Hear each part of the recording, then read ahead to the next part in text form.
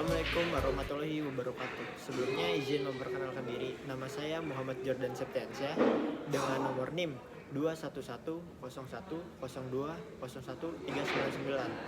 Dalam mata kuliah filsafat hukum ini, pada kesempatan ini saya akan menyampaikan bagian dari tugas video kelompok kami yang membahas salah satu mazhab dalam mazhab filsafat hukum, yaitu mazhab realisme hukum. Tugas ini disusun sebagaimana bagian dari pemenuhan ujian akhir semester dan sebagaimana untuk pemenuhan tugas mata kuliah filsafat hukum yang dibimbing oleh Bapak Dr. Dadang Sumarna SHMH. Dalam video ini saya sebagai pembicara pertama dari kelompok akan membagi materi menjadi beberapa bagian. Saya sendiri akan menjelaskan tentang topik yang pertama dari mazhab realisme hukum ini. Semoga pemaparan ini bisa menambah pemahaman kita semua tentang bagaimana hukum dipandang dari sudut praktik, bukan hanya teori. Baik, langsung saja berikut penjelasan dari saya, dan dalam video ini kami akan dari pembicara pertama, saya Muhammad Jordan, membahas salah satu mazhab penting dalam filsafat hukum, yaitu mazhab realisme hukum atau dikenal juga dengan sebutan legal realism.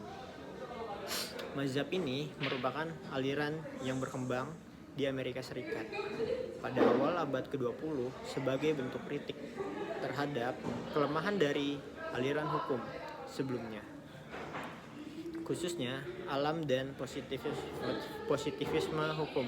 Aliran realisme ini mencoba membumikan hukum. Artinya, dalam suatu mazhab ini lebih menekankan bahwa hukum bukan hanya apa yang tertulis dalam undang-undang, tapi apa yang benar-benar terjadi dalam praktik, terutama di dalam praktik pengadilan. Lalu dari para penganut realisme hukum percaya bahwa hukum itu hidup dan tidak bisa sepenuhnya dikendalikan oleh aturan-aturan tertulis.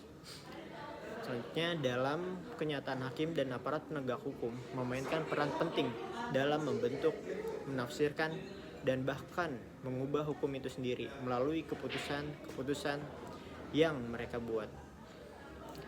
Dalam realisme hukum ini muncul karena ada jarak yang cukup besar antara yang disebut sebagai hukum dalam buku teks law in books dan hukum dalam praktik law in action. Misalnya, dalam undang-undang mungkin tertulis bahwa semua orang sama di depan hukum. Tetapi di dalam praktik kita sering melihat bahwa perlakuan seseorang bisa berbeda pada status sosial, latar belakang, bahkan penampilannya. Untuk menjelaskan lebih dalam, jadi saya akan membahas tokoh penting dalam mazhab ini, yaitu yang pertama saya mulai dari membahas Oliver Wendell Holmes Jr., seorang hakim agung di Amerika Serikat yang terkenal dengan kutipannya, "The life of the law has not been logic, it has been experience," yang memiliki arti hukum tidak berkembang dari logika semata, melainkan dari pengalaman nyata manusia dalam kehidupan sehari-hari. Holmes ini berpendapat bahwa dalam mengambil keputusan, hakim tidak hanya menggunakan logika hukum, tapi juga dipengaruhi oleh nilai-nilai sosial, emosi, bahkan kebiasaan masyarakat. Jadi, menurut realisme hukum tidak bisa benar-benar objektif karena selalu berada dalam konteks sosial yang berubah-ubah. Contoh nyata dari pendekatan realisme ini kita bisa lihat di dalam berbagai kasus hukum yang diputuskan dengan pertimbangan di luar teks undang-undang. Misalnya, dua orang pelaku pencurian yang nilai barangnya sama bisa mendapat hukuman yang berbeda. Hal ini bisa terjadi karena hakim mempertimbangkan sikap terdakwa, usia, riwayat hidup, apakah terdakwa ini menyesal atau tidak, dan apakah masih punya tanggungan keluarga. Jadi, dalam pasal yang dilanggar sama, hasilnya bisa saja berbeda. Disinilah realisme hukum ini melihat bahwa hukum ini tidak netral dan tidak bisa dilepaskan dari faktor-faktor sosial dan manusiawi. Selain Holmes, tokoh lain dalam mazhab ini adalah Carl Llewellyn, yang juga menjadi tokoh penting dalam perkembangan gerakan sosial Welin ini menekankan bahwa hukum adalah alat untuk mencapai tujuan sosial dan karena itu harus selalu merespon perubahan dalam masyarakat. Menurutnya, tidak cukup jika hukum hanya dijalankan secara mekanis berdasarkan teks karena masyarakat tidak statis.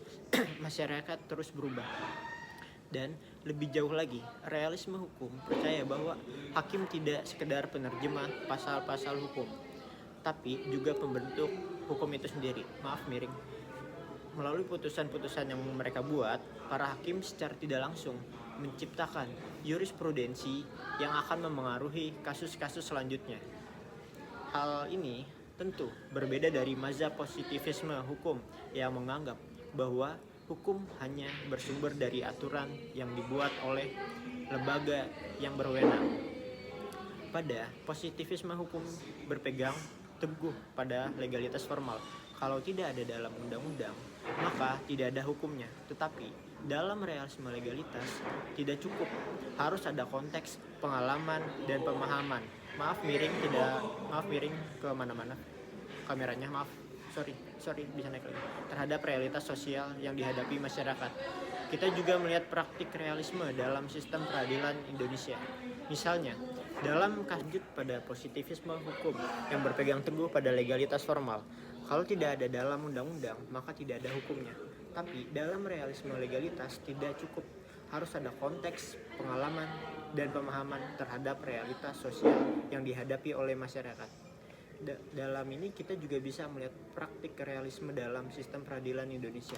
Misalnya, dalam kasus kecil seperti pencurian karena kelaparan, seringkali terjadi dilema moral.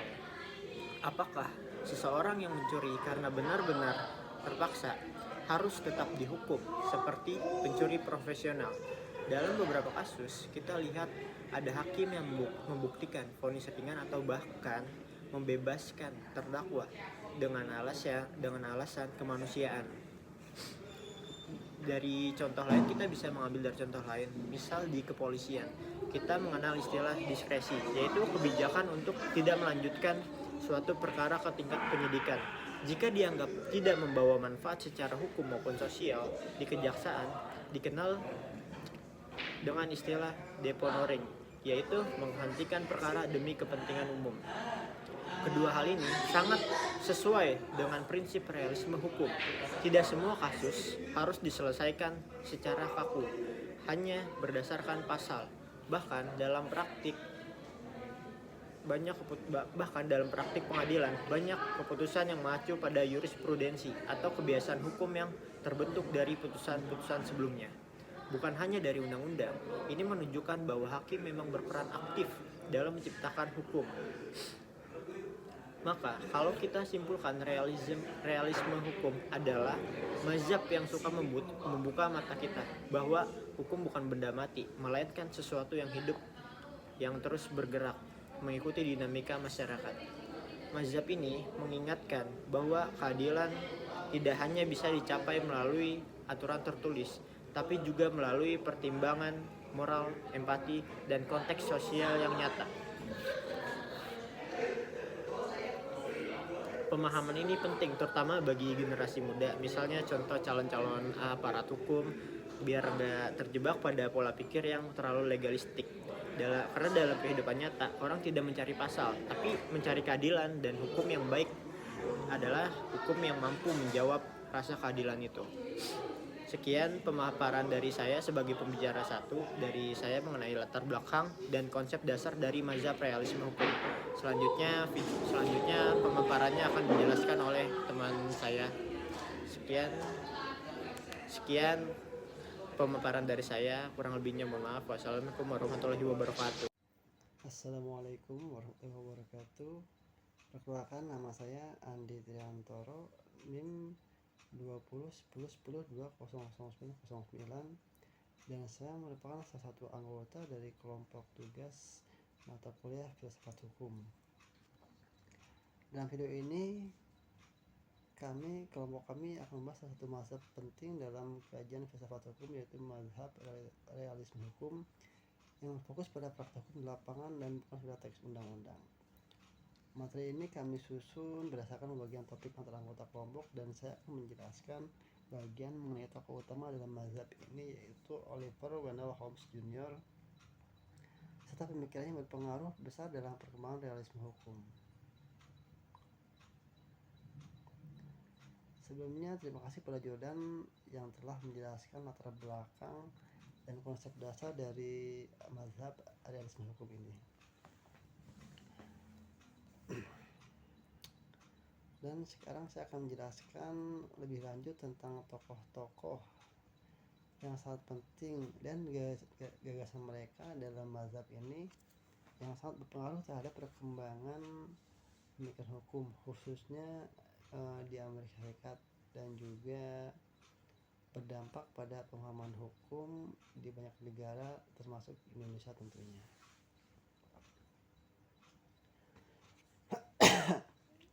Baiklah, seperti yang sudah disebutkan sebelumnya, bahwa Oliver Wendell Holmes Jr. adalah salah satu tokoh yang paling awal dan yang dikenal sebagai bapaknya dari realisme hukum.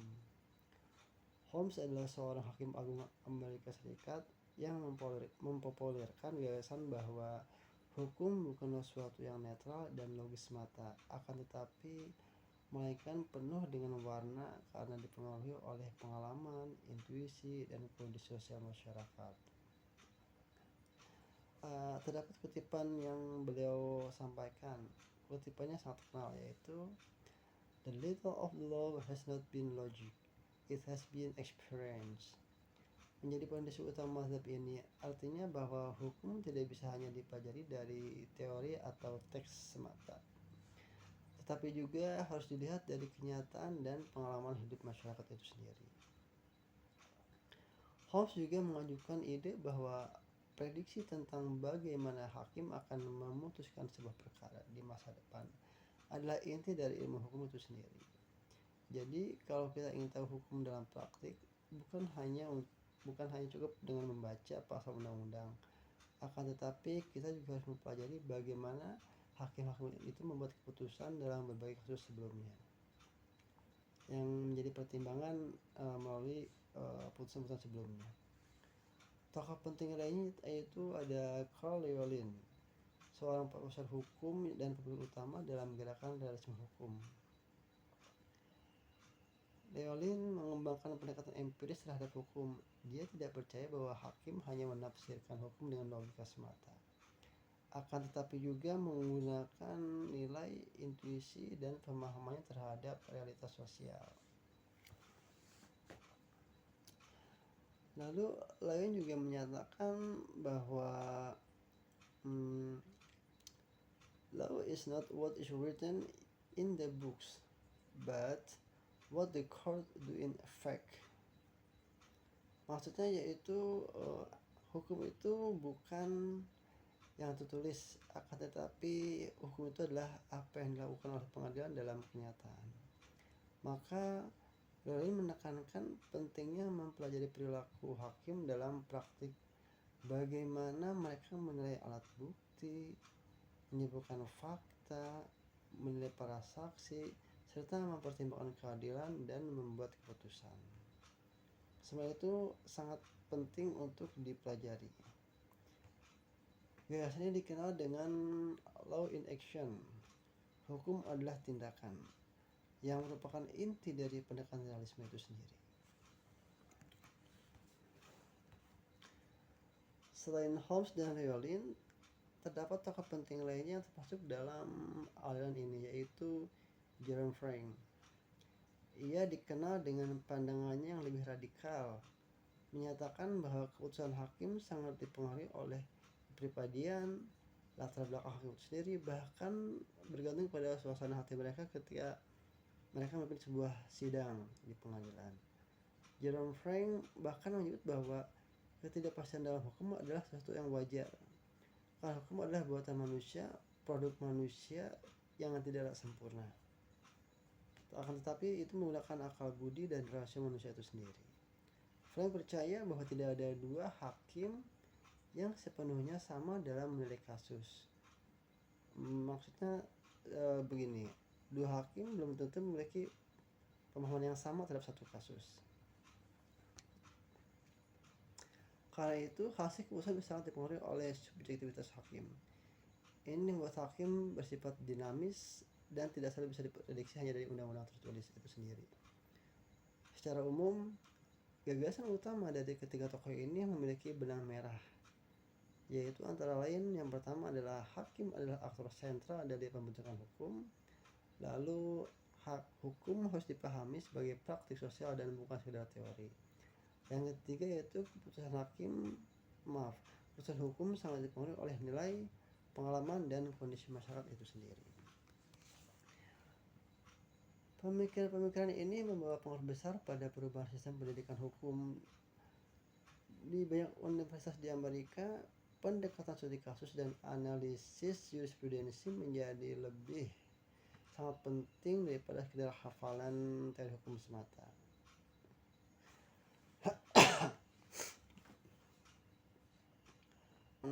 Realisme hukum juga memperkenalkan metode baru dalam menilai sistem hukum, yaitu dengan pendekatan empiris